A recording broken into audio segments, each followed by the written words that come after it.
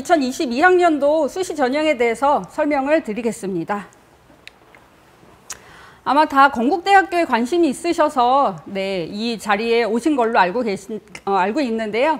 뭐 전형에 대해서도 또 설명을 드려야 되겠지만 저희 건국대학교에 대한 좀 자랑 이런 것도 진행을 하려고 합니다. 그래서 건국대학교에 대한 소개 드리고 2022학년도 입학 전형에 대해서 안내를 드리고요. 특히 학생부 종합전형을 어떻게 준비하면 좋을지에 대해서 좀 더 구체적으로 설명을 드리겠습니다.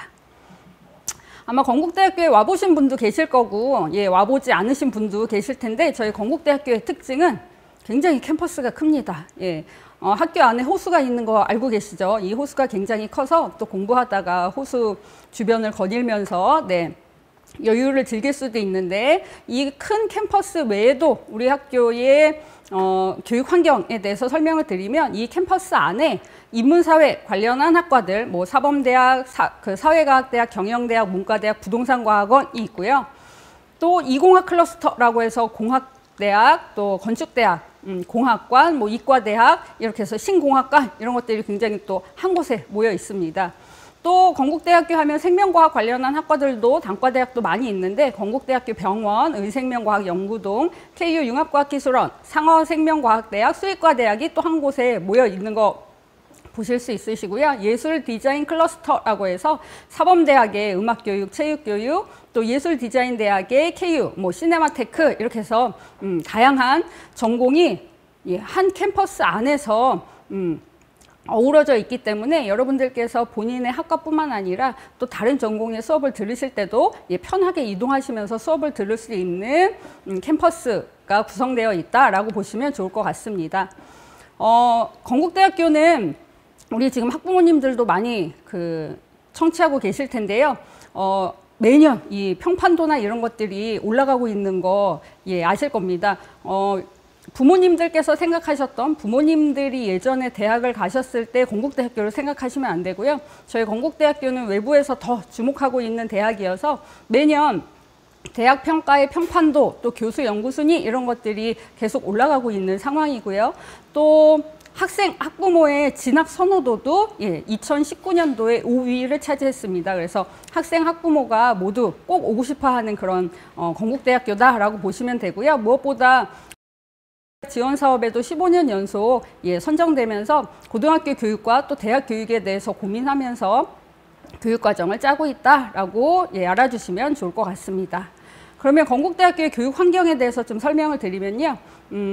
공학관에 있는데 공동기기원, 또 KU 큐브, 첨단 토론식 강의실 이렇게 해서 학생들이 수업을 듣고 또 수업 이후에 함께 토론할 수 있는 그런 공간들이 잘 마련되어 있어서 이런 공간들을 잘 활용한다고 하면 추후에 좀 더 탐색할 수 있는 그런 기회도 대학에 와서 많이 제공이 될 수 있다라고 보시면 되고요. 학사제도도 굉장히 유연하게 운영이 되고 있습니다. 그래서 다전공, 부전공, 두 번째, 세 번째 전공까지도 이수가 가능하고 연계 연합 전공이라고 해서 원 전공과 또는 연계 전공 이런 것들이 함께 표시된 학위 수여가 가능한 그런 연계 전공도 굉장히 학생들이 많이 활용을 하고 있습니다. 그래서 원래 전공 하나뿐만 아니라 여러 개의 전공을 함께 공부해서 졸업할 수 있는 그런 제도들도 많이 있고요. 또 전과 제도도 굉장히 잘 운영되어 있는데 학생들이 내가 들어와서 있는 그 학과 보다 뭐 다른 쪽으로 이제 전과를 하고 싶다라고 하면 1, 2학년 때 학점 관리를 잘 한다고 하면 이 전과도 어렵지 않게 운영이 되고 있다라고 보시면 되고요. 창의 융합교육이라고 해서 저희가 학석사 통합 과정이나 뭐 드림 학기제나 현장 실습 학기제 이런 것들을 굉장히 잘 운영하고 있는데 KU 융합과학기술원 같은 경우에는 4+1 학제라고 해서 5년의 석사 학위까지 함께 마칠 수 있는 그런 학석사 통합 과정이 있고요. 또 현장 실습 학기제라고 해서 현장에서 실습을 하는 게 학점으로 인정되는 그런 학기제도 운영을 하고 있고 드림 학기제라고 해서 기존의 4학년 8학기의 어떤 정형화되어 있는 틀에서 벗어나서 자기 주도적으로 학기와 교육 과정을 입체적으로 설계할 수 있는 그런 제도가 있습니다. 그래서 드림 학기제를 통해서 공부했던 학생들이 이렇게 다양한 학생들이 있는데요. 뭐 지리학과에 다니는 학생 같은 경우에는 이런 드림 학기제를 통해서 뭐 남미 여행기를 책으로 출판한다거나 이런 활동들을 많이 했습니다. 그래서 대학에 왔을 때는 여러분들이 찾아서 이런 제도들을 잘 활용한다고 하면 충분히 자신의 역량을 쌓아 나갈 수 있는 그런 제도들이 많이 있다라는 말씀을 드리고요. 기숙사도 굉장히 잘 되어 있습니다. 그래서 그 호수 앞에 제일 뷰가 좋은 곳에 쿨하우스라고 해서 5개 동 동시에 한 3,100명 정도 수용 가능한 기숙사가 운영되고 있기 때문에 우리 비수도권에 있는 친구들도 걱정하지 않고 학교에 지원을 하시면 좋을 것 같습니다. 장학제도도 다양하게 운영을 하고 있어서요. 재학생 1인당 장학생 연간 평균이 한 310만 원 정도 되는 거 보실 수 있으시고요.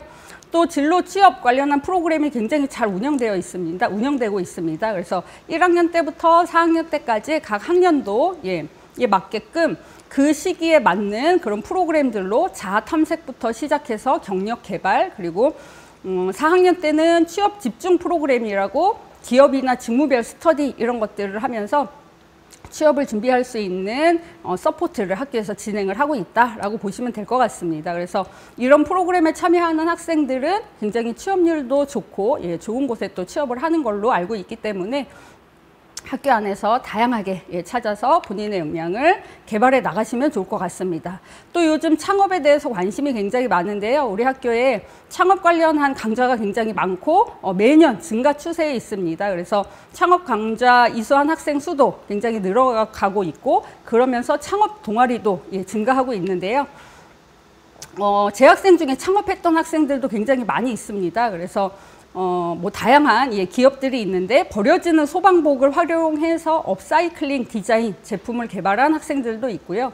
초유로 화장품을 개발해서 실용화한 그런 그 기업과 학생들도 있습니다. 그래서 학생들이 학교 안에서 충분히 이런 창업 같은 것도 준비할 수 있게끔 지원을 하고 있으니까 저희 건국대학교에 들어오셔서 이런 다양한 프로그램들을 누리시면 좋을 것 같습니다. 여기 보시는 것처럼 건국대학교를 빛낸 선배들이 굉장히 많이 있는데요. 요즘 코로나 때문에 굉장히 또 핫했던 시즌 대표나 뭐 셀트리온 회장 등이 다 건국대학교 출신이고 여러분들 잘 아시는 BTS의 지인 뭐 이렇게 해서 굉장히 건국대학교를 빛낸 주인공들이 많이 있습니다. 근데 중요한 거는 앞으로 빛낼 그 건국대학교를 빛낼 주인공은 여러분들이 되시면 좋으니까 오늘 전형 설명을 잘 들으시고 건국대학교에 꼭 입학하셔서 건국대학교를 빛낼 수 있는 그런 인재가 되시기를 바라겠습니다. 그러면 이제 건국대학교 입학 전형에 대해서 설명을 드릴 건데요. 주요 전형에 대해서 먼저 설명을 드리겠습니다. 대학 입학 전형은 수시, 정시 비율을 보시면 매년 수시의 비율과 정시의 비율이 그 해의 정책에 맞게 달라지고 있는 거를 보실 수 있으신데요. 수시는 2022학년도에 75% 정도 해서 작년보다는 인원이 조금 줄어든 상태이고요. 그 다음에 정시는 조금 늘어난 상태인데 또 지금 1, 2학년 학부모님들도 듣고 계신 걸로 알고 있는데 2023 지금 2학년 학생들이 대학에 가는 그 해에는 그 수시 전형이 조금 더 늘어나서 78%까지 수시 전형이 다시 늘어나는 걸 보실 수 있기 때문에 관심 있으신 그 대학 홈페이지에 들어가셔서 모집 요강이나 입학 전형 안내 책자, 시행 계획 이런 것들을 참고하시면 좋을 것 같습니다.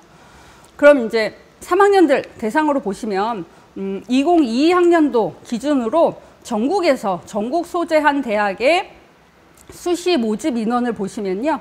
교과로 선발하는 인원이 굉장히 많이 있습니다. 교과 전형으로 선발하는 인원이 제일 많은 거 보실 수 있으신데 수도권 소재하고 있는 대학에서의 수시 모집 인원을 보시면 종합으로 선발하는 인원이 굉장히 많은 거 보실 수 있으십니다. 그래서 올해 2022학년도에 모든 대학에서 학생부 교과 전형을 10% 이상 이렇게 선발해야 되는 쪽으로 정책이 바뀌었기 때문에 전년도보다 학생부 교과 전형의 선발 인원이 굉장히 많이 늘어났는데요. 그럼에도 불구하고 수도권 소재에 있는 대학에서는 학생부 종합으로 선발하는 인원이 더 많다라는 것들 확인하시면 되겠습니다. 그럼 건국대학교도 올해 2022 학년도 전형별 모집 인원을 보시면 전년도까지는 학생부 교과 전형이 없었습니다. 근데 올해 저희도 처음으로 정원의 10%를 학생부 교과 전형으로 선발하는 KU 지역균형 전형이 신설이 되었습니다. 그래서 KU 지역균형 전형으로 340명을 선발을 할 예정이고요. 학생부 종합 전형으로 자기 추천 전형과 작년까지는 학교 추천 전형이 있었는데 올해는 이제 학교 추천 전형은 폐지가 되었고요.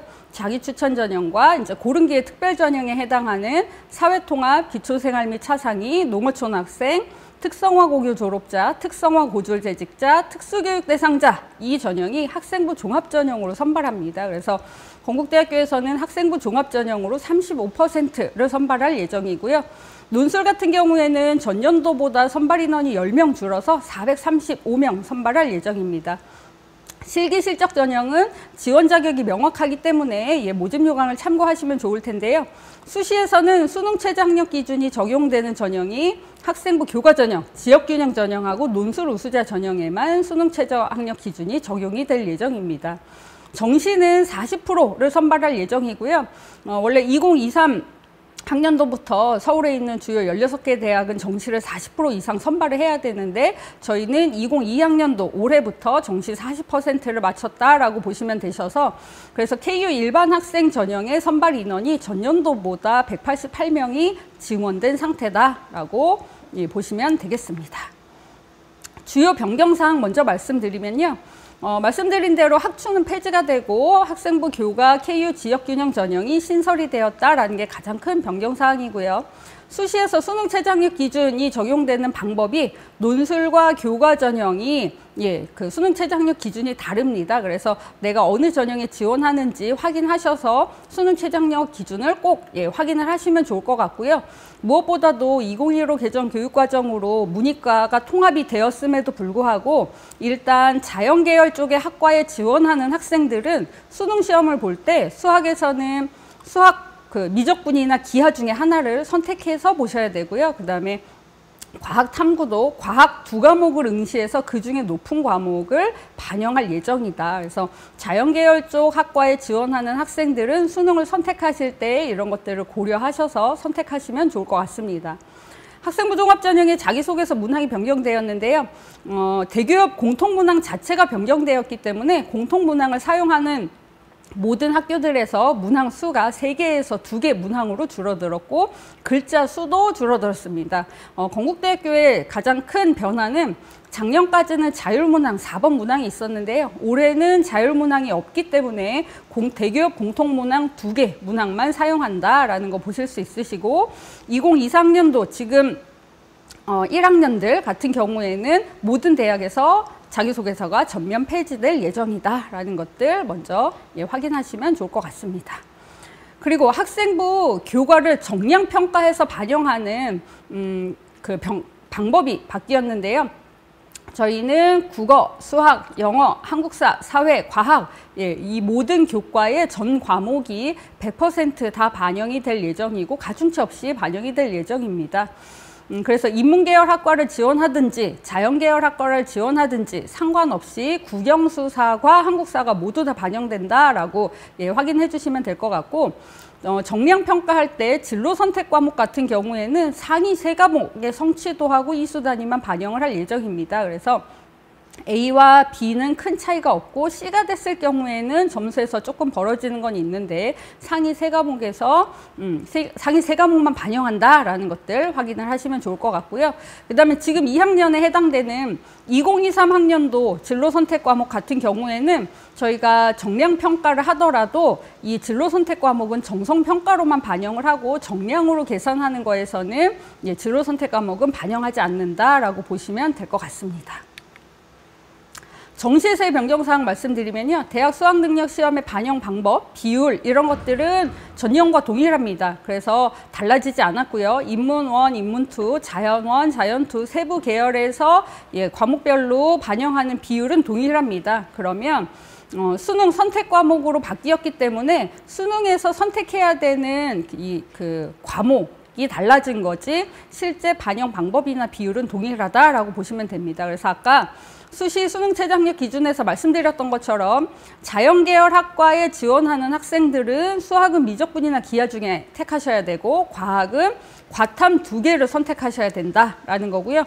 인문계열 학과에 지원하는 학생들은 수학이나 과학의 선택 과목에 제한이 없습니다. 그래서 본인이 원하시는 과목 선택하셔서 시험을 보시면 될 것 같습니다. 그리고 정시에서 전형 방법이 달라진 학과가 있는데요. 체육교육과하고 음악교육과 같은 경우에는 전년도에는 학생부 교과를 정량으로 반영하는 전형 방법이 있었는데 올해는 일괄 수능 60%에 실기 40%로 그 공통적인 전형 방법으로 선발할 예정입니다. 그리고 달라진 점은 자연계의 영어 등급의 환산 점수가 변경되었습니다. 작년까지는 자연 예체능 같은 경우는 영어에서 1등급과 2등급의 점수 차이가 없었는데 둘 다 만점이었는데 2022 학년도부터는 1등급만 만점이고 2등급 같은 경우에는 점수에서 차이가 난다라는 것들 확인하시면 좋을 것 같고요. 인문계열이나 수의학과 같은 경우에는 전년도와 달라지지 않고 동일하다라고 보시면 될 것 같습니다. 그럼 지금까지 주요 변경사항에 대해서 말씀을 드린 거고요. 이제 전형별로 하나씩 설명을 드리겠습니다. 학생부 교과 전형이고요. 학생부 교과 전형은 KU 지역균형 전형으로 선발을 합니다. 모집 인원 340명 선발을 할 예정이고 전형 방법은 학생부 교과를 정량으로 계산해서 100%를 반영을 합니다. 수능 최저 학력 기준이 적용되기 때문에 수능 최저 학력 기준을 통과한 학생 중에 학생부 교과를 정량으로 줄 세워서 높은 순으로 최종 합격자가 선발된다라고 보시면 되고요. 제출 서류는 학교생활기록부 당연히 제출하셔야 되는 거고 학교장 추천 명단을 제출하셔야 되는데 저희 건국대학교는 가장 큰 특징이 추천 인원에 제한이 없습니다. 그래서 수능 최저 학력 기준을 통과하시고 또 건국대학교에서 충분히 공부할 만하다라고 생각되시면 우리 담임 선생님하고 상의하셔가지고 추천받아서 지역균형 전형에 지원하시면 좋을 것 같습니다.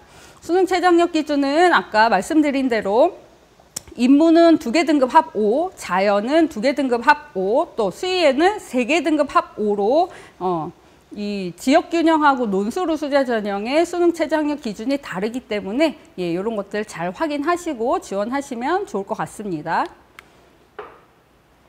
또 차이는 2023 학년도에 지역균형의 전형 방법이 크게 바뀝니다. 그래서 이 전형 방법은 지금 3학년 학생들만 해당되는 거고요. 2023 학년도 지금 2학년 학생들이 지역균형 전형으로 지원을 할 때는 전형 방법이 바뀌어서 학생부 교과 정량으로 계산하는 거 70%, 그다음에 서류평가, 정성평가하는 거 30% 이렇게 합산을 해서 선발을 할 예정이고요. 가장 큰 또 변화는 수능 최저 학력 기준이 폐지가 됩니다. 그래서 올해까지는 수능 최저 학력 기준이 적용이 되고 내년부터는 수능 최저 없이 정성평가 요소가 30% 반영이 돼서 일괄 합산 전형으로 선발할 예정이다. 그래서 지금 2학년들은 준비하실 때 참고하시면 좋을 것 같습니다. 학생부 종합전형인데요. 학생부 종합전형 다시 보시면 학생부 종합전형에는 단계별 전형과 일괄 합산 전형이 있습니다. 저희 단계별 전형은 자기추천 전형, 사회통합, 특성화 고교 졸업자, 특수교육 대상자 이렇게 4개의 전형이 단계별 전형으로 선발이 되고요. 단계별 전형의 전형 방법은 동일합니다. 그럼 제출 서류는 학교생활기록부하고 자기소개서 2개 받고 있고 사회통합, 특성화 고교 졸업자, 특수교육 대상자는 지원 자격과 관련된 서류를 제출을 하셔야 됩니다. 그럼 전형 방법은 1단계에서는 서류평가 100%로 3배수 인원을 선발을 하고요. 그렇게 해서 통과된 3배수 학생들을 2단계에서는 1단계 성적 70 그리고 면접 30 합산해서 최종 합격자가 선발이 됩니다. 작년에 자기추천 전형 같은 경우에는 850명 선발을 했었는데요. 이제 올해 모집 인원이 60명 정도 줄어들어서 790명 선발을 하는데 850명 선발하는데 거의 14,000명 넘게 지원을 했었습니다. 그러면 그 중에서 3배수인 한 2,500명 정도가 면접 대상자가 되는 건데, 자, 2단계에서는 1단계 성적이 70이고 면접이 30이긴 하지만 면접을 1단계를 통과한 학생들의 1단계 성적은 굉장히 촘촘하기 때문에 면접이 30이어도 2단계에서는 면접에 최선을 다하는 것이 가장 중요하다라고 보시면 될 것 같습니다. 일괄합산 전형은 기초생활 및 차상위, 농어촌 학생, 특성화 고졸 재직자 이렇게 3개 전형이 일괄합산 전형으로 선발이 됩니다. 그러면 제출 서류는 학교생활기록부하고 자기소개서 이렇게 2개의 서류를 제출하시면 되고요. 그리고 지원 자격 관련한 서류도 그 지원 자격에 맞게끔 제출해 주시면 됩니다. 일괄합산 전형의 전형 방법은 서류평가 70에 학생부 교과 30을 합산해서 선발을 하는데요. 자, 중요한 거는 서류평가 몇 %다라고 하면 이거는 정성평가를 하겠다라는 의미고요. 학생부 교과 몇 %다라고 하면 이거는 정량평가를, 내신 등급을 정량적으로 계산해서 정량평가한 게 30%가 반영된다라고 이해하시면 됩니다. 그러니까 아까 단계별 전형에서 서류평가 100%다라고 하는 거는 정성평가로 100% 학생들을 선발을 한다는 거고요. 일괄합산 전형에서는 정량과 정성이 같이 합산이 돼서 선발이 됩니다. 그러면 학생부 교과 정량으로 계산할 때 그 모집 요강을 보시면 석차 등급별 기준 점수가 나와 있는 거 보실 수 있으신데요. 옆에 고요. 뭐 6등급에서 7등급이 벌어지게 되면 교과에 영향이 있을 수 있는데 6등급까지는 교과의 영향보다는 서류평가의 영향이 훨씬 더 크다라고 보시면 될 것 같습니다. 그래서 실제 전형 방법이 이렇게 있긴 하지만 영향에 따라서 또 등급에 따라서는 이 서류평가 70의 영향이 훨씬 더 크게 작용할 수 있다, 이렇게 이해하시면 되겠습니다. 학생부 종합 전형을 요약을 하면요. 자기 추천 전형, 또 사회통합, 특수교육 대상자, 특성화 고교 졸업자는 면접이 있는 전형인 거고, 그다음에 기초생활, 농어촌, 특성화 고졸 재직자는 면접이 없는 전형이고, 자기 추천 전형 같은 경우에는 지원 자격 서류를 별도로 준비할 필요는 없고, 다른 고른기의 특별 전형 같은 경우에는 지원 자격 관련한 서류를 제출하셔야 됩니다. 가장 큰 또 특징은 저희 건국대학교의 학생부 종합전형에는 수능체제 학력 기준이 적용되지 않습니다. 자, 논술 전형 말씀을 드릴 텐데요. 논술 전형은 모집 인원이 전년도보다 10명 줄어서 435명 선발할 예정입니다. 전형 방법은 논술 100%로 선발을 하는데 이것도 역시 수능 최저 학력 기준이 적용되기 때문에 수능 최저 학력 기준을 통과한 학생 중에 논술 성적으로 최종 합격자를 선발한다라고 보시면 되는데요. 논술 같은 경우는 지역균형보다는 수능 최저 학력 기준이 조금 높습니다. 그래서 인문계는 2개 등급 합 4, 자연계는 2개 등급 합 5, 수의에는 3개 등급 합 4로 그 자연계열 학생들을 제외하고는 인문과 수의에는 지역균형보다 기준 자체가 조금 더 높다라고 보시면 되고요. 그래서 본인이 수능 최저 학력 기준을 채울 수 있는지 아닌지를 잘 검토하시고 전형에 지원을 하시면 좋을 것 같습니다. 논술 일정이 나왔는데요. 논술은 수능 본 그 주 토요일에 진행이 됩니다. 그러면 인문자연계, 인문자연 1, 인문자연 2 같은 경우에는 11월 20일 토요일 오전 9시 20분에 진행이 되고요. 자연 A, 자연 B, 이게 이제 자연 계열 모집 단위가 더 많다 보니까 A, B로 구분을 했는데 이거는 모집 요강에 보시면 A에 해당되는 학과, B에 해당되는 학과가 나와 있으니까 참고하시면 되는데요. 자연 A는 토요일 날 2시, 자연 B는 토요일 날 5시 40분 이렇게 해서 토요일 날 3회에 걸쳐서 논술 시험이 진행이 됩니다. 건국대학교 논술의 출제 유형은 고등학교 교육과정 내에서 100% 출제가 되는데요. 인문사회 1과 인문사회 2 같은 경우에는 문제 1은 공통으로 그 제시가 됩니다. 그래서 지문 제시형으로 배점은 40%에 해당이 되고, 그다음에 두 번째 문제가 배점이 60%로 정해져 있는데, 인문사회 1 같은 경우에는 여기는 이제 그 문과대학 등의 어문 계열 관련된 학과들이 많다 보니까 문제 2의 유형도 문제 1과 동일하게 지문제 시형으로 문제가 출제가 됩니다. 그래서 문제 1과 문제 2의 문제 유형이 크게 다르지 않은데요. 인문사회 2 같은 경우는 상경경영대학에 해당되기 때문에 상경계열에 해당되기 때문에 수리문항이 두 번째 문항으로 제시가 됩니다. 그래서 이때의 출제 범위는 공통수학, 수학 1, 수학 2, 확률과 통계 이 범위에서 출제가 되니까 이 관심 있는 학생들은 또 기출문제 잘 풀어보시고 지원하시면 좋을 것 같습니다. 자연계 같은 경우에는 수학은 공통입니다. 그래서 수학의 배점이 70으로 배점 자체가 크고요.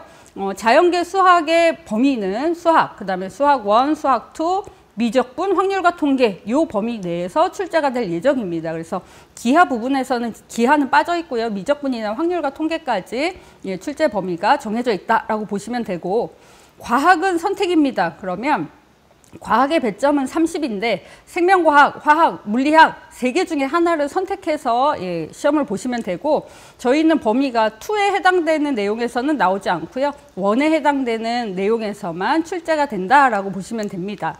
그럼 과학 같은 경우에는 학과별로 이 과목을 봐야 된다라고 지정해 놓은 학과들이 있는데, 물리학과, 기계항공공학부, 전기전자공학부 같은 경우에는 물리학을 꼭 보셔야 되는 거고요. 그 다음에 그 밑에 학과들은 생명과학을 꼭 보셔야 되고, 또 화학과 미래에너지공학과는 화학을 꼭 보셔야 되는데, 이 위에 이렇게 지정한 학과를 제외한 나머지 학과들에 대해서는 자유 선택하시면 됩니다. 그래서 실제 논술 시험장에 오셔서 문제 3개를 확인하시고 내가 풀고 싶은 거 골라서 푸시면 되기 때문에 내가 지원하는 학과를 확인하셔서 이게 과학이 지정된 학과인지 아니면 미지정되어 있는 학과인지에 따라서 과학 준비를 다르게 하시면 좋을 것 같습니다.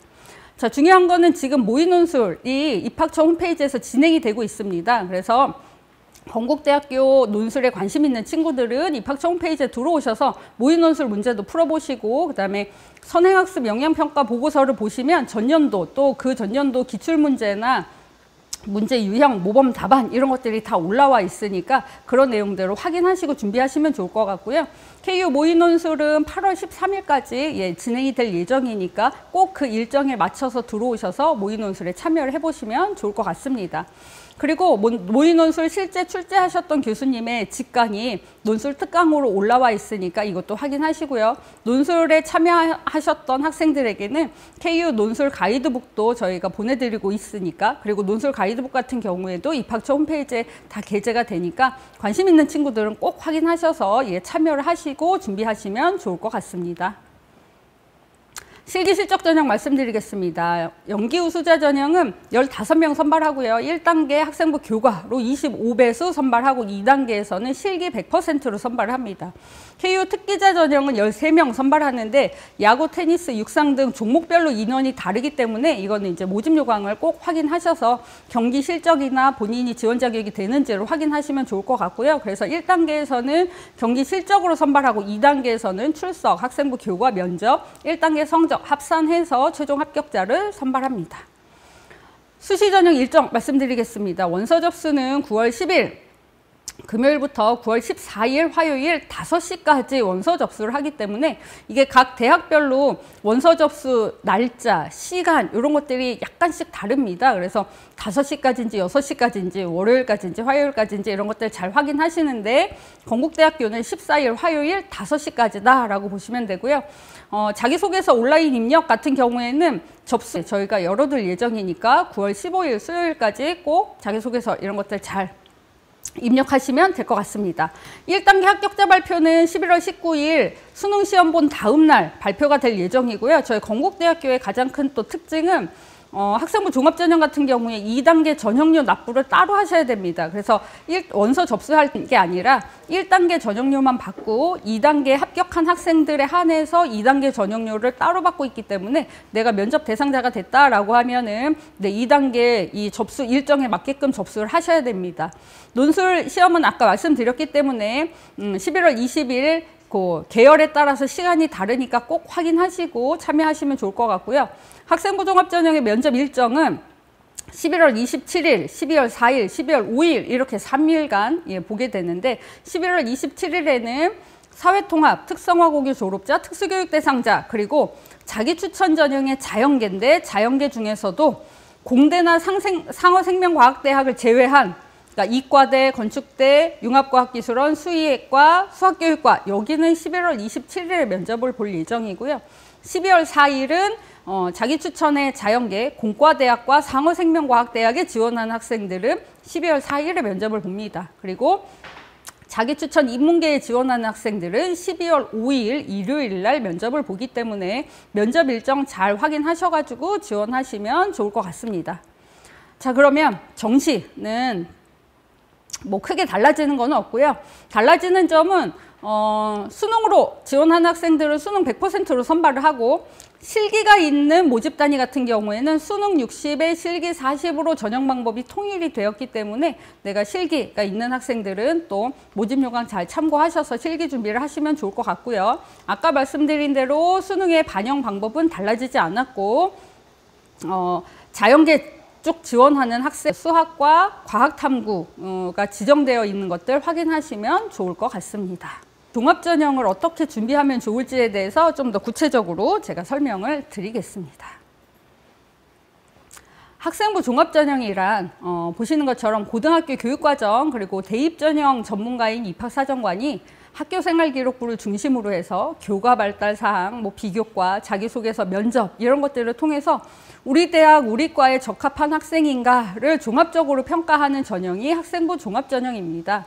그럼 건국대학교 학생부 종합전형에서 선발하고자 하는 인재상은 3년 동안 고등학교 생활을 굉장히 열심히 또 주도적으로 적극적으로 성실하게 보낸 학생이라고 하면 학생부 종합전형에 지원을 해보시면 좋을 것 같고요. 또 진로를 적극적으로 탐색하고 관련된 활동이나 경험을 통해서 성장한 경험이 있는 학생, 그리고 고등학교 생활을 충실하게 했던 것들을 바탕으로 해서 저희 건국대학교에 입학해서도 앞으로도 잠재력을 잘 발현할 수 있는 학생이라고 하면 건국대학교의 평가 요소는 4가지가 있습니다. 학업 역량, 전공적 합성, 인성, 발전 가능성, 그리고 15가지 평가 항목으로 구성이 되어 있는데요. 이거는 이제 6개 대학이 2015년부터 공동 연구를 통해서 평가 요소와 평가 항목, 그러니까 학생부 종합전형의 평가 기준을 표준화한 연구를 했던 건데, 이것과 자세한 이거와 관련된 내용은 입학처 홈페이지에 소책자로 올라가 있으니까 그거 참고하시면서 들으시고 또 나중에 다운받아서 보시면 될 것 같습니다. 자, 그러면 학업 역량은 뭐냐면 우리 대학에 들어와서 공부를 하고 학업을 충실히 수행할 수 있는 기초 수학 능력이 되는지 이걸 보는 게 학업 역량입니다. 학업 역량을 보는 평가 항목으로는 학업 성취도, 학업 태도와 학업 의지, 탐구 활동 이렇게 3가지의 평가 항목이 있는데요.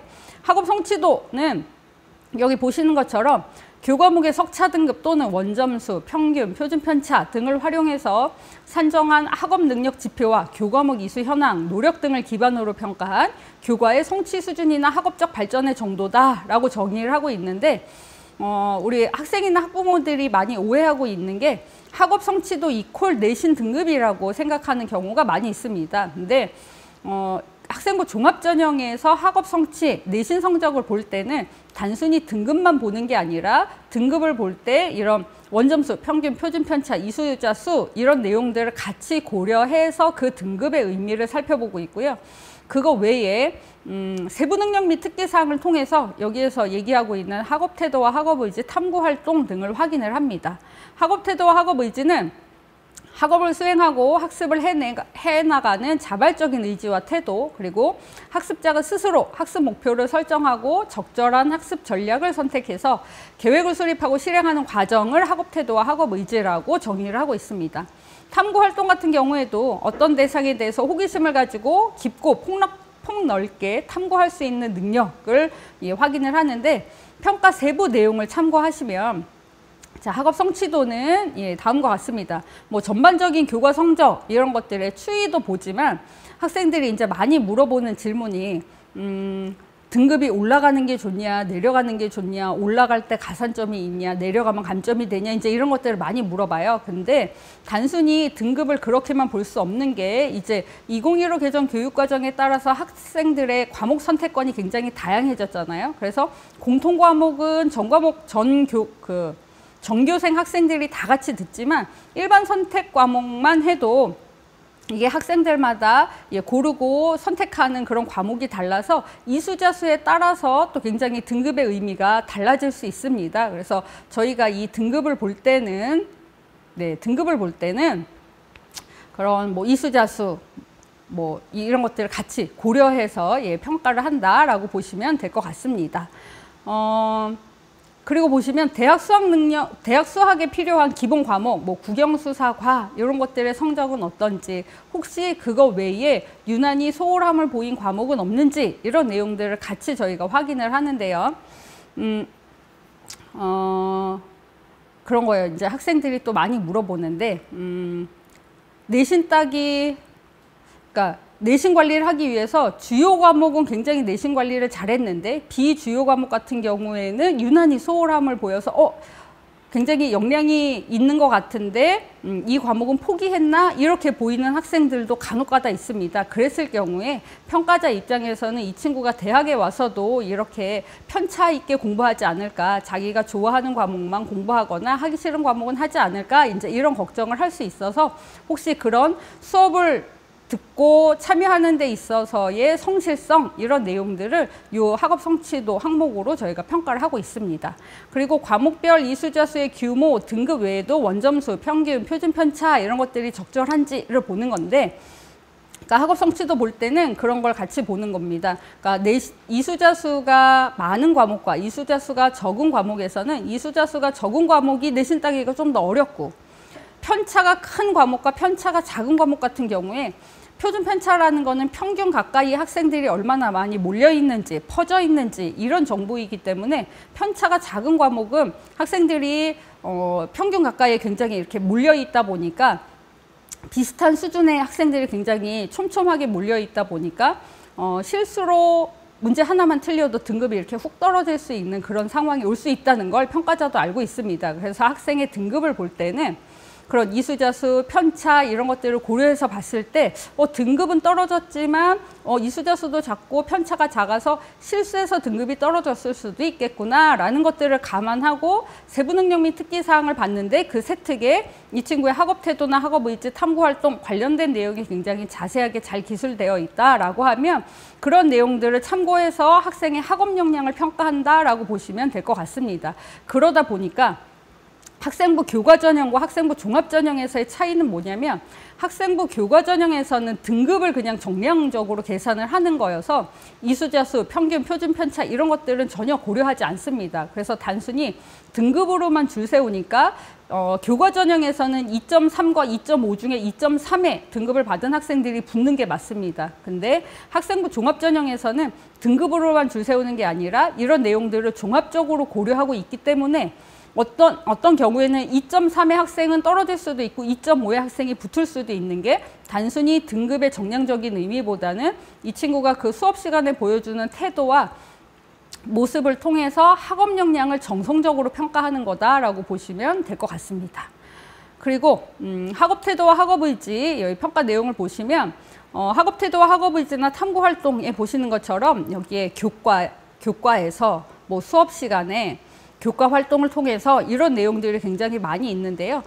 중요한 게 수업 시간에 이 친구가 어떤 역량을 보여줬는가를 굉장히 중요하게 확인을 합니다. 그래서 보시면 새로운 지식을 획득하기 위해서 주도적인 태도로 노력하고 있는지, 또는 수업 시간에 지식의 폭을 확장하고 뭔가 새로운 것들을 창출하려고 노력하고 있는지, 자발적인 동기와 목표를 가지고 넓고 깊게 학습하려는 의지와 열정이 있는지, 또는 수업 시간에 굉장히 적극적이고 집중력 있게 또 스스로 뭔가 이해하려는 태도와 열정이 있었는지, 이런 내용들을 세부능력 및 특기사항을 통해서 확인을 합니다.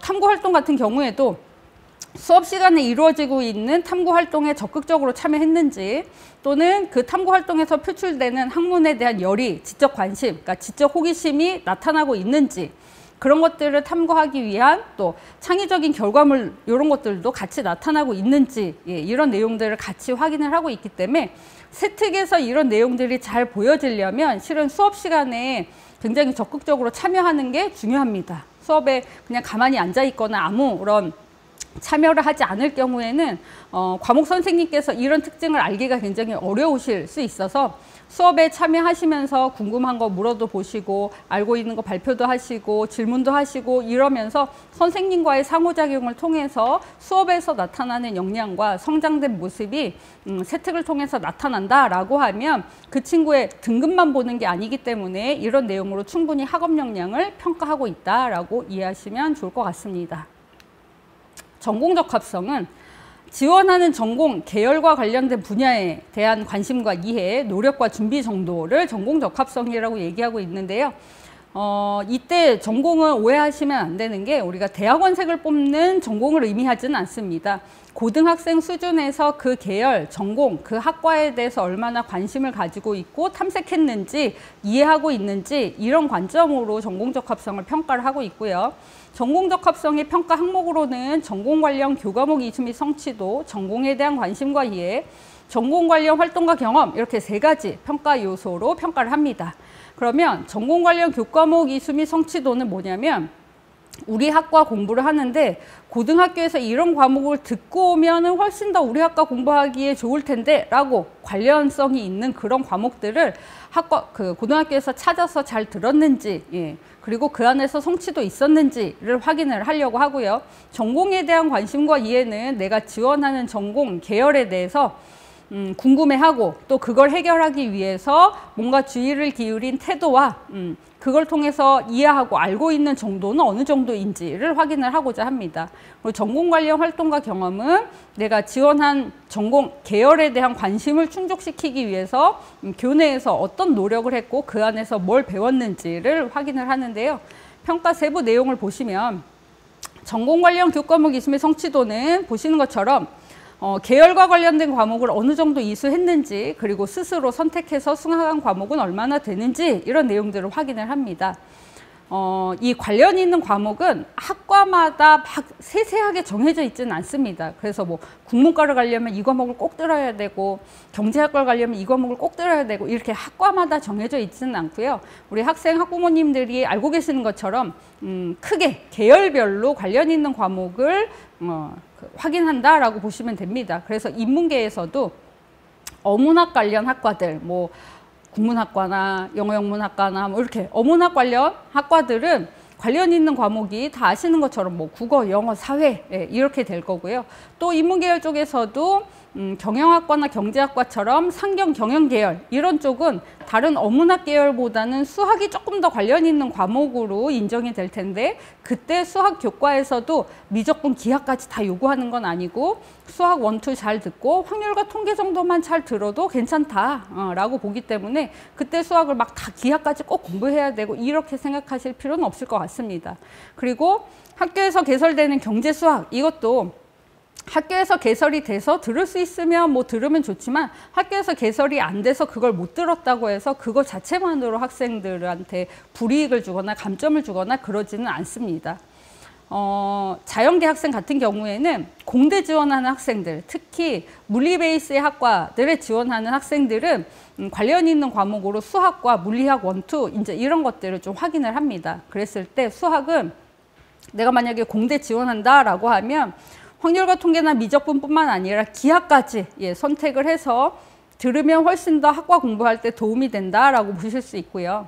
그리고 과학 같은 과목은 물리학 1, 물리학 2 같은 경우도 학교에서 개설을 해 주었을 경우에 이수를 할 수 있으면 좋을 것 같습니다. 그래서 이 전공 관련 교과목은 특히나 공대 물리 베이스에 지원하는 학생들 같은 경우에는 수학은 기하까지 그 다음에 과학은 물리학 2까지 이수하는 학생을 선호하시긴 하지만 그렇다고 해서 그걸 안 들었다고 무조건 떨어뜨리거나 안 들었다고 감점하거나 그러지는 않습니다.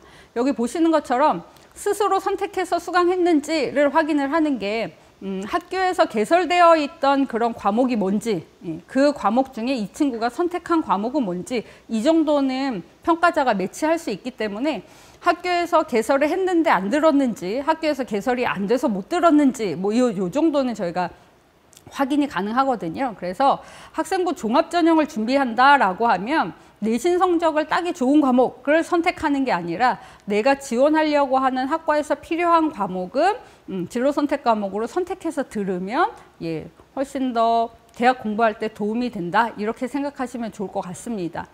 그리고 관련 있는 과목에서 생명과학 관련한 학과들은 관련 있는 과목으로 생명과학 1, 2 들었는지, 그리고 뭐 수학을 기하까지 요구하시지는 않고요.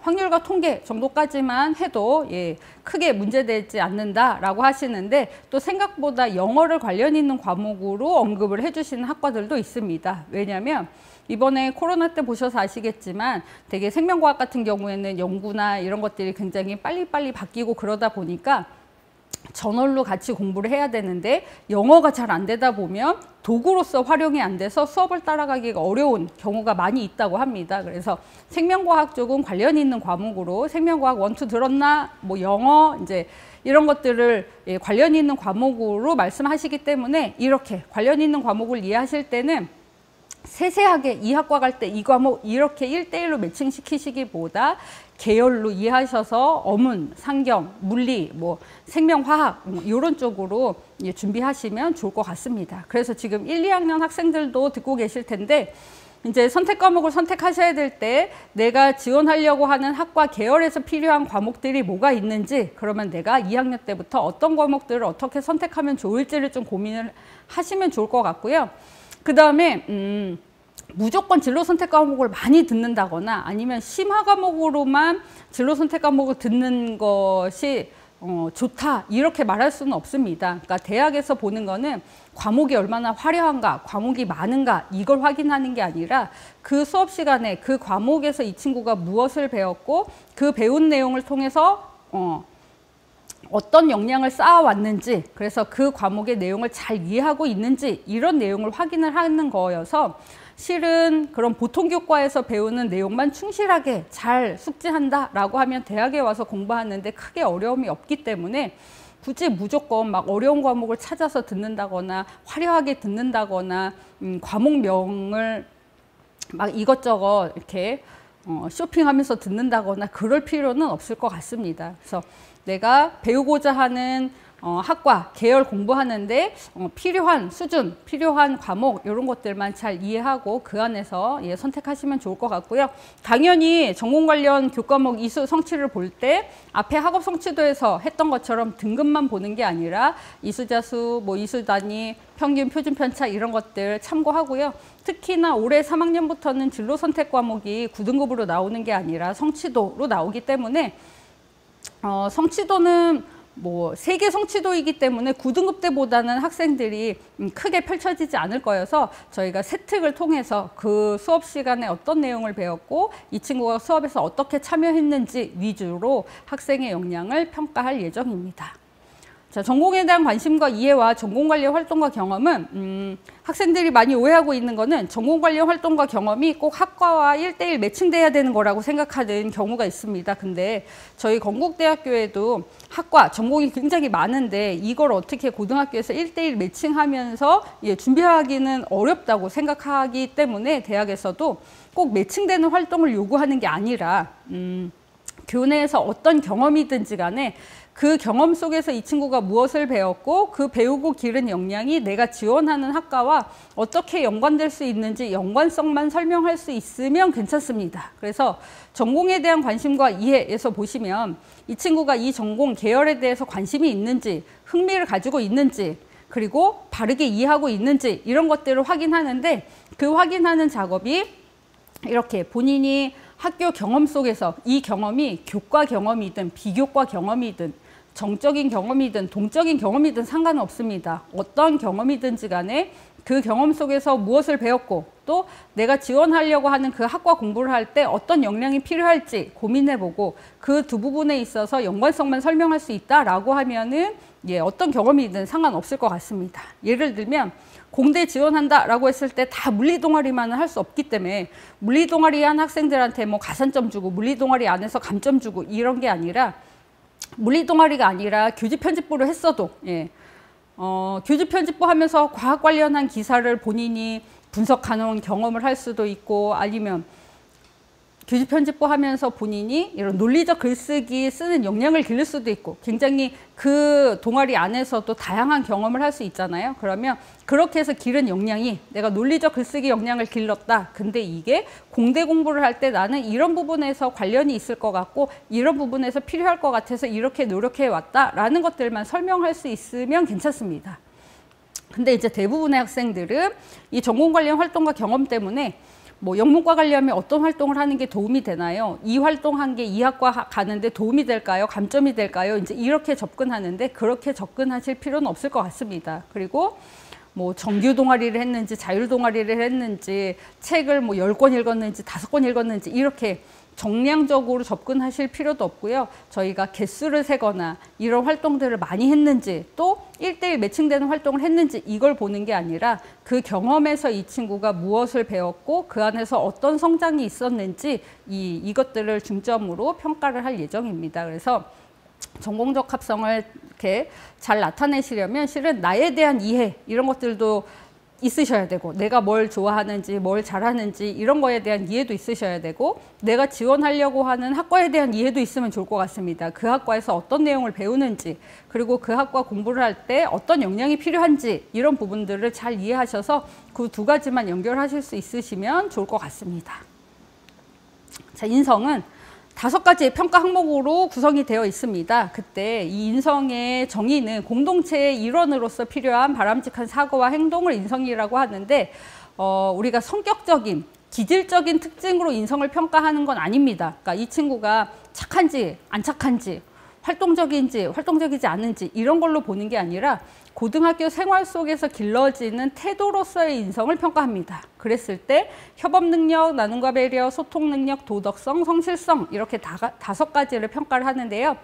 자, 여기서도 오해하시면 안 되는 게 5가지를 골고루 갖춘 학생들을 선발하겠다는 건 아니에요. 이 5가지가 대학 생활을 하거나 아니면 일반 사회생활을 할 때 필요한 역량들이니 이거를 고등학교 때부터 기르기 위해서 노력해라 라는 의미에서 5가지의 평가 항목을 넣은 거지 이 5가지를 골고루 갖춘 학생을 뽑겠다 이런 건 아니다 라고 보시면 됩니다. 그러면 저희가 이제 많이 평가하다 보면 대부분 그래도 건국대학교에 지원해서 합격하고 이런 학생들은 굉장히 성실하고 규범적이고 규칙 준수도 잘하고 이런 특징들이 많이 나타나다 보니까 위에 있는 3개, 협업 능력, 나눔과 배려, 뭐 소통 능력 이런 부분 중에서 본인이 강조할 만한 것들을 학생들이 자기소개서에다가 이렇게 작성을 하더라고요. 그래서 이 5가지 중에 이 부분이 나의 강점이다 라고 생각되는 그런 항목들이 있으면 그런 것들을 구체적으로 제시하시고 어필하시면 될 것 같습니다. 근데 이제 저희가 평가 세부 내용에서 보시는 것처럼 어떤 점을 위주로 좀 확인을 하려고 하냐면 일회성의 어떤 이벤트의 경험보다는 그래도 이 친구가 생활화되어 있는 태도로서의 모습이 나타나는지 공동체에 뭔가 기여하려고 하는 그런 배려의 모습이 있는지 그런 것들을 위해서 자신의 의견도 잘 표현할 수 있고 다른 사람의 의견도 잘 경청할 수 있는 그런 기본적인 의사소통 능력을 갖추고 있는지 이런 내용들을 확인을 하는데 학생이 자기소개서에 쓴 내용도 같이 확인을 하지만 또 학교생활기록부에 선생님들이 써주신 다양한 부분에서의 내용을 같이 교차 확인하면서 학생의 인성 부분을 평가를 할 예정입니다. 그래서 여러분들이 자기소개서의 인성에 대해서 쓰실 때는 좀 더 구체적인 경험으로서 나의 역할, 나의 기여점, 그 당시에 그 과정에서 내가 고민하고 생각했던 것들, 그 안에서 배운 것들이 구체적으로 드러난다라고 하면 충분히 이런 부분을 나타내실 수 있을 거라고 생각이 됩니다.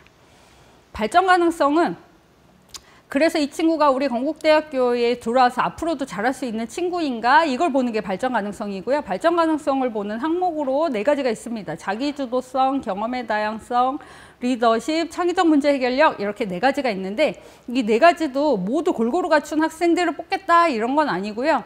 이런 내용들이 보여지면 발전 가능성 안에서 평가를 해주겠다라는 의미로 이해하시면 될 것 같습니다.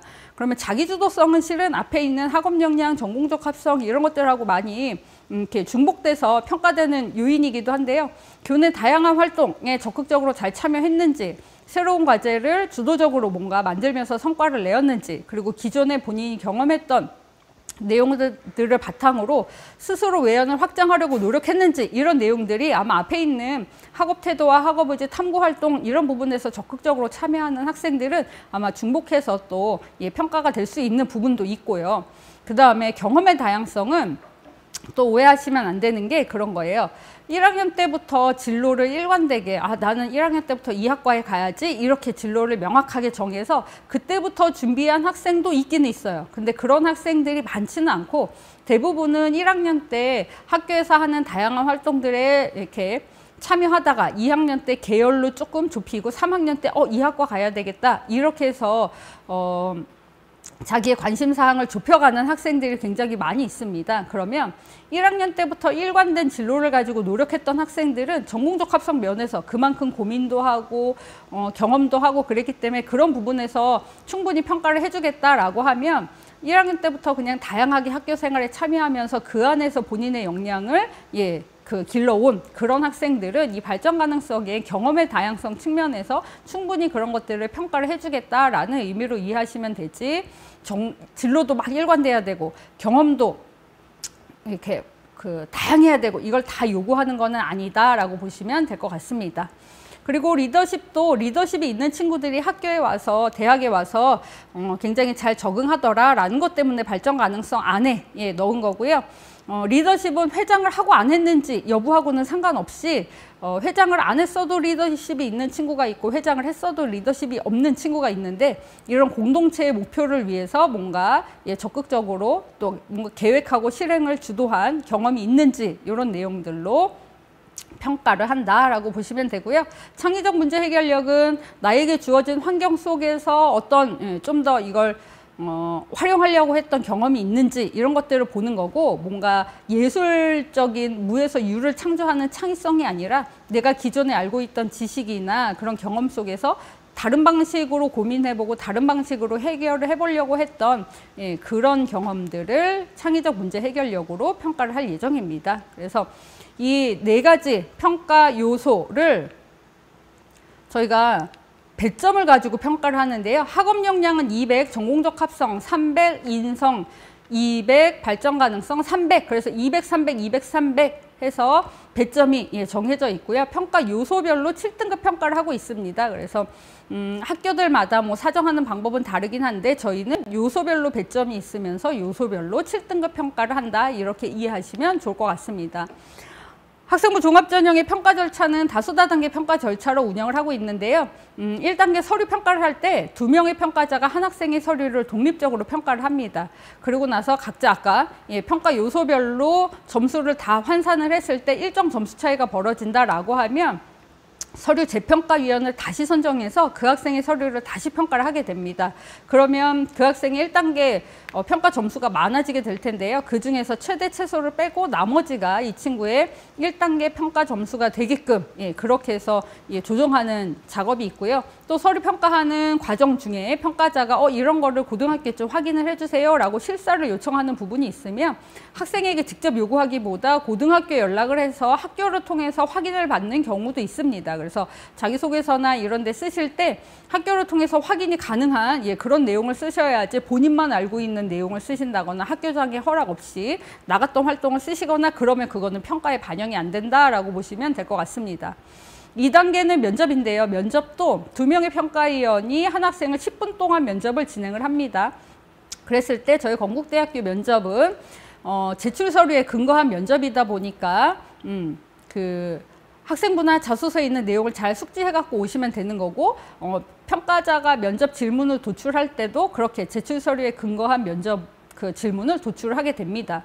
저희 건국대학교는 면접 재심이라는 절차도 있는데 면접 평가도 각자 독립적으로 평가를 했는데 일정 점수 차이가 벌어진다라고 하면 서류는 다시 평가하면 되는데 면접은 학생을 다시 불러서 면접을 또 할 수 없기 때문에 평가자를 불러서 어떤 근거로 이 친구한테 이 등급을 줬는지에 대한 소명을 듣고 있습니다. 그러다 보니까 면접 평가자가 굉장히 면접을 꼼꼼하게 진행을 하며 내가 어떤 질문을 했고 이 친구가 그 질문에 어떤 대답을 했는지를 굉장히 구체적으로 잘 작성하고 있습니다. 그래서 이런 절차가 있는 것만으로도 평가자들이 굉장히 세심하게 평가를 진행을 하고 있는 상황이고요. 그 다음에 면접이 끝나고 나면 학생부종합전형심의위원회에서 전체 전형 단계에 대해서 심의를 진행하고 사정위원회를 거쳐서 최종 합격자를 발표를 합니다.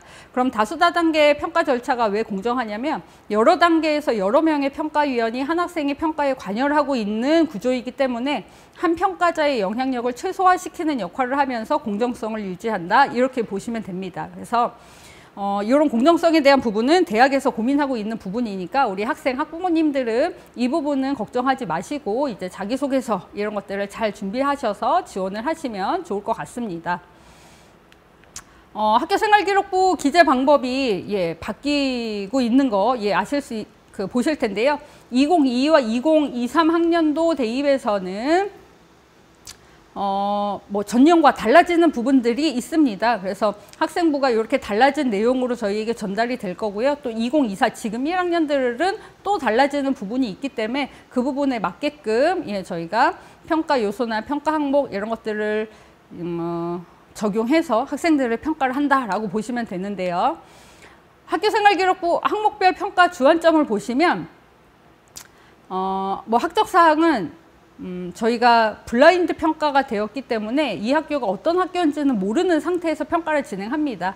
그러면 이때 확인하는 학적 변동은 뭐냐면 전학을 했을 경우에 전학을 했는지 안 했는지 여부 이 정도는 이제 확인이 가능하고요.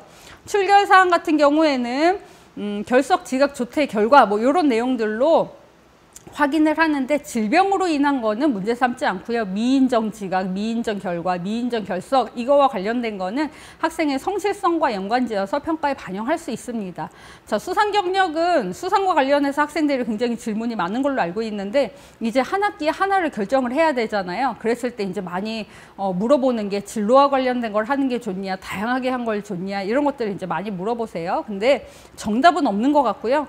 한 학기 중에 하나를 선택을 할 때 내가 진로와 관련된 거를 다 선택하는 게 나의 강점을 드러내는 거다라고 생각하시면 그렇게 선택하시면 되고 아니면 학교에서 다양하게 참여했던 것들을 골고루 고르는 게 나의 강점을 더 잘 나타내겠다라고 하면 그렇게 고르셔도 무방할 것 같습니다. 그래서 저희가 수상 경력을 보는 관점은 이런 부분들이 학생이 본인의 강점이다. 강점이다라고 해서 골랐다라는 의미로 이해를 할 생각입니다. 창의적 체험활동 상황 같은 경우에는 동아리 진로, 봉사 이런 부분에서 이 친구가 관심사항은 어떤 거였고 그 안에서 학교에서 어떻게 노력했는지 노력의 지속성, 확장 정도 이런 내용으로 좀 저희가 확인을 하려고 하고요. 가장 중요한 거는 이제 교과학습 발달 사항인데 교과학습 발달 사항이 그런 교과목 이수 현황 어떤 과목을 선택했는지 그럼 석차 등급의 의미는 어떤지 성취도, 수강자 수, 원점수 평균, 표준 편차 앞에서 얘기했던 부분들을 여기서 확인을 할 거고요. 세특을 통해서 학업 태도와 학업 의지 관심 분야와 노력 등을 같이 확인을 할 예정입니다. 독서도 그런 거예요. 독서도 몇 권을 읽었는지 1학년 때부터 전공 관련한 책을 읽었는지 이런 것들을 정량화해서 보는 게 아니라 독서를 많이 한 학생들은 기본적으로 논리적 사고력, 비판적 사고력 이런 것들이 길러지기 때문에 그런 의미에서 독서가 중요하다 이렇게 얘기하는 거지 이걸 정량적으로 접근하는 건 아니다. 그래서 독서 목록을 보면 이 친구가 이런 분야에 관심이 있어서 이렇게 책을 읽으려고 노력했구나 라는 의미로 이제 이해를 한다라고 보시면 되고요. 행동 특성 및 종합 의견은 우리 담임 선생님이 써주신 내용이니까 한 개 학년도 동안 고등학교 생활을 했던 내용들을 학교생활 충실도 측면에서 파악을 한다라고 보시면 되겠습니다. 자, 자기소개서 대교육 공통문항 2가지인데요. 첫 번째 문항은 자신의 진로와 관련해서 어떤 노력을 해왔는지 본인에게 의미가 있는 학습 경험과 교내 활동 중심으로 기술하는 것 1500자.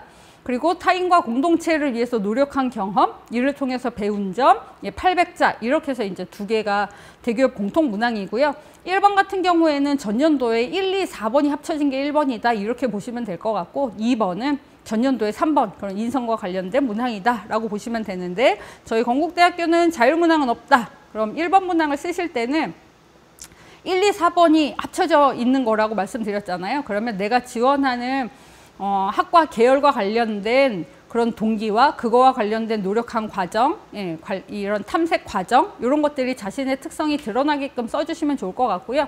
어떤 문제나 주제에 대한 궁금증, 호기심 이런 것들을 해결하고자 노력한 사례 이런 것들을 사례 중심으로 구체적으로 작성을 해주시면 좋을 것 같습니다. 그리고 고등학교 생활 고등학교 기간 동안에 교내 활동 중심으로 쓰는 거니까 학교에서 했던 활동 중심으로 계기, 내용, 변화된 점 등의 과정을 구체적으로 작성을 해주시길 바라겠습니다. 그리고 2번 문항은 아까 말씀드린 대로 내가 기여한 거, 나의 역할 이런 내용들이 좀 자세하게 드러나도록 작성해 주시면 되겠습니다. 그래서 문항별 의도에 맞게끔 작성해 주시고 단순히 이거 했다 이렇게 결과를 나열하기보다 그 과정 안에서 고민했던 거, 생각했던 거, 성장하고 배웠던 거 이런 맥락 이런 것들이 좀 드러날 수 있게끔 서술해 주시면 좋을 것 같고요. 다른 사람의 글을 참고하시기보다 나의 생각을 나의 언어로 작성을 하시면 좋을 것 같고 학교 생활 기록부랑 저희가 두 개를 비교하면서 평가 요소별로 평가를 할 거예요. 자, 지금 고3들은 가장 중요한 거는 자기 학교 생활 기록부를 잘 분석해 보시고 꼼꼼하게 학생부를 먼저 읽어 보시고 그 안에서 본인이 했던 것들을 좀 체크해 보시고 체크한 것 중에 비슷한 것끼리 유목화하면서 묶어보시고 그렇게 묶었던 것 중에 내가 이 학과 지원하는 데 있어서 나를 가장 잘 나타낼 만한 거, 나에게 의미가 있었던 거 이런 것들을 자기소개서에 가지고 와야 학교생활 기록부하고 연관도 잘 되고 저희가 면접에서 구체적으로 물어봤을 때 그만큼 고민하고 본인한테 의미가 있는 것들을 면접에서 답변하기도 좋으니까 이 학교생활 기록부를 먼저 잘 분석해 보시고 그 안에서 소재를 찾아서 자기소개서에다가 작성을 하시면 좋을 것 같습니다. 자기소개서 유사도 검증 절차가 있는데요. 자기소개서의 유사도는 공통 원서 접수 시스템에 등록을 하시면 3개년도 우리 학교에 지원한 학생 또는 타 대학에 지원한 학생의 서류가 같이 유사도 검색이 돼서 그 결과가 대학 측에 전달이 됩니다. 그랬을 때 이 유사도율이 5% 미만 또는 5에서 30, 30% 이상 이렇게 해서 이제 3개로 구분돼서 오는데 5% 이상 되는 학생들에게는 소명 자료를 요구를 할 겁니다. 그러면 내가 왜 이렇게 비슷하게 나왔는지에 대한 소명서를 써서 제출을 하셔야 되는데요. 유사도 소명 사례가 이렇게 다양한 내용들이 있습니다. 저희가 보면 자기소개서를 잘 관리를 못했을 경우에도 있을 수 있고 아니면 다른 사람이 합격한 자기소개서를 참고하다가 비슷해지고 이렇게 떠도는 글을 짜집게 하다가 비슷해지는 경우가 있어서 이런 거에 걸리지 않으려면 그냥 내 생각을 내 글로만 작성하시면 좋을 것 같습니다. 자기소개서 작성 유의사항이 있습니다. 자기소개서를 작성하실 때는 유의사항을 꼭 읽어보셔야 돼요. 거기에 보시면 공인어학 성적, 수학과학, 외국어, 교과에 대한 교외 수상 실적을 기재하면 0점 처리 대상이 된다라고 했기 때문에 이걸 쓰는 순간 학생이 우수하든 안 우수하든 그냥 불합격 처리가 됩니다. 그러니까 이런 거 쓰시지 마시고요. 그리고 기재 금지 사항, 논문 등재, 학회 발표, 도서 출간, 지식재산권, 특허 출원 이런 내용들을 쓰시게 되면 이거는 감점 처리가 됩니다. 특히 또 지원자 성명, 출신 고교, 부모의 실명을 포함한 사회 경제적 지위를 암시하는 내용을 쓰시면 이거는 감점 대상이 되니까 꼭 확인하셔서 이런 내용들 쓰지 말라고 한 걸 내가 혹시 쓰지 않았나 확인하신 다음에 제출하시면 좋을 것 같습니다. 이렇게 강조해도 매년 이런 것들을 쓰는 학생들이 나오기 때문에 계속 강조해서 말씀드리는 거고요. 꼭 제출하시기 전에 다시 한번 확인하시고 제출하시면 좋을 것 같습니다. 자, 면접은 면접 대상자들이 전날 학생의 서류를 다시 꼼꼼하게 보면서 면접 때 뭘 물어볼까 이런 것들을 굉장히 구체적으로 준비를 하고 있고요. 면접은 온라인 비대면 면접으로 진행을 할 예정입니다. 물론 지금 3학년 학생들이 백신을 맞고 있는 상황이긴 하지만 그래도 아마 안전을 위해서 올해까지는 온라인 비대면 면접이 진행이 될 것 같은데요. 블라인드 면접이기 때문에 성명, 수험번호, 출신고교 이런 것들을 다 가린 상태에서 면접이 진행될 거고 그러니까 학생들도 출신고교를 나타낼 수 있는 교복이나 이런 것들은 착용하시면 안 되고요. 자유복 입고 오셔서 면접을 진행하셔야 되고 한 학생당 10분씩 평가위원 2명이 면접을 진행할 예정인데 각기 다른 장소에서 줌을 통해서 면접을 진행을 하는데 학교에 방문하셔서 온라인 비대면으로 진행된다 이렇게 보시면 됩니다. 물론 면접 평가 요소가 정해져 있기는 한데요. 이거는 뭐 따로 전공 적합성을 뭐 인성 발전 가능성을 막 확인하는 질문을 따로 구분한다라기보다 학생이 제출한 서류의 내용을 확인하는 과정에서 이러한 항목들, 이러한 요소들을 확인을 한다, 이렇게 이해하시면 좋을 것 같습니다. 그래서 면접을 준비하는 방법은 아까 말씀드린 것처럼 자기소개서를 쓸 때 학생부에 있는 내용과 연관성이 있는 거, 나한테 의미가 있는 것들을 자기소개서에 가져오는 게 실은 면접 준비도 되는 게, 저희가 자소서나 학생부에 있는 내용을 물어보고 학생들이 그 질문에 답변한 그 답변에 몇 번만 더 추가 질문을 하게 되면 그 활동이 이 학생한테 정말 의미가 있었는지, 자기가 고민하면서 했던 건지를 확인이 가능합니다. 그래서 자신의 활동 내용을 잘 기록해 두시고 면접 전에 꼼꼼히 리뷰하셔서 계기, 과정, 내용, 결과 이런 내용들을 좀 정리하시고 오시면 좋을 것 같고요. 평소에 사람들 앞에서 말하는 습관, 그러니까 수업 시간에 잘 참여하시면서 그 안에서 발표도 하시고 자기 의견도 얘기하고 다른 사람 의견도 경청하시고 이런 경험들을 하시면 좋을 것 같습니다. 그리고 긴장 완화를 위해서 마인드 컨트롤 하는 거, 그러니까 10분 시간이 모두에게 동일하게 정해져 있기 때문에 그 안에서 막 떨다가 10분을 잘 활용 못하는 친구도 있고, 그 10분을 잘 활용하는 친구도 있는데 이렇게 떨리거나 불안할 경우에 본인이 좀 컨트롤할 수 있게끔 연습을 하시면 좋을 것 같고요. 또 질문을 굉장히 많이 하기 때문에 질문 하나에 답을 못했다고 떨어지거나 질문 하나만 대답을 또 잘했다고 그것 때문에 붙거나 그러진 않습니다. 그래서 끝까지 마지막까지 최선을 다하는 게 중요해서 1단계 합격을 했다, 그래서 내가 면접 대상자가 됐다라고 하면 고등학교에서 친구들끼리 같이 모여서 고등학교에서 모의 면접 이 정도만 충분히 준비를 하신다고 하면 가능할 것 같습니다. 저희가 입학처 홈페이지에 그 학생부 종합전형 가이드북을 다 올려놨는데요. 거기에 보면 학과별로 작년에 면접에서 나왔던 질문 예시들을 이렇게 해서 정리를 해 놓았습니다. 이 질문들은 갑자기 뭐 상식을 묻는다거나 지식을 묻는다거나 그런 질문들은 아니었고요. 다 학생부와 자기소개서에 있는 내용으로 물어본 거기 때문에 궁금하시다라고 하면 이렇게 가이드북을 참고하시면 학과별로 정리되어 있는 것들 보시고 준비하시면 좋을 것 같습니다. 또 많이 물어보는 게 이런 뭐 진로 변화, 선택 과목 이수 이런 부분들을 또 학생들이 많이 물어보세요. 물론 이제 오늘 제가 설명드리면서 또 궁금하신 내용이 있을 텐데 그렇게 궁금하신 내용은 이따 토크 콘서트 때 더 자세하게 물어보셔도 되는데 이거와 관련해서 그동안 학생들이 많이 물어봤던 질문을 그냥 간략하게 설명을 드리면, 진로가 바뀌는 부분이 진로가 동일한 친구에 비해서 불리하냐, 이제 이런 것도 많이 물어보세요. 근데 고등학생들은 그 발달 과정상 당연히 진로가 바뀔 수 있는 거기 때문에 진로가 바뀌는 걸로 문제 삼지는 않습니다. 그래서 또 학생들이 많이 물어보는 게 영문과를 가려고 했다가 경영학과로 가려고 바꿨는데 이게 불리한가요? 막 이런 걸 물어보세요. 전혀 그렇지 않습니다. 그래서 그 안에서 충분히 내가 탐색하다 보니까 다른 쪽에 관심이 생겨서 또 이렇게 학과에 관심이 달라질 수 있는 부분이기 때문에 이 부분을 너무 신경 쓰시지 않으셔도 될 것 같고요.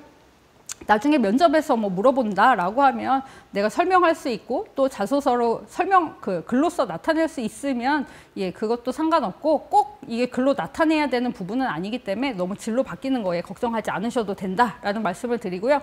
진로 선택 과목의 영향력도 학과별로 필수 이수 과목이 지정되어 있나요? 아까 말씀드린 대로 학과별로 정해져 있는 건 아니고 크게 계열별로 관련 있는 과목들, 그런 과목들을 저희가 확인을 할 거고, 과목명으로 판단하지 않고 세특에 있는 내용으로서 판단하기 때문에 이 과목명의 화려함이나 막 이런 걸로는 당락이 결정되지 않는다라고 보시면 될 것 같습니다.